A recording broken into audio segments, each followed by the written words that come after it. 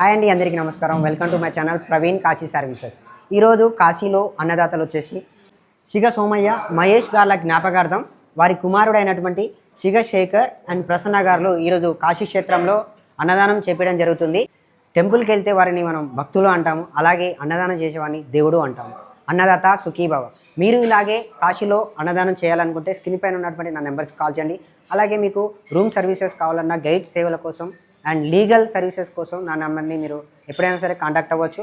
ఇక్కడ ఒకసారి అన్నదానం జరుగుతుంది, మీకు చూపిస్తాను, చూడండి.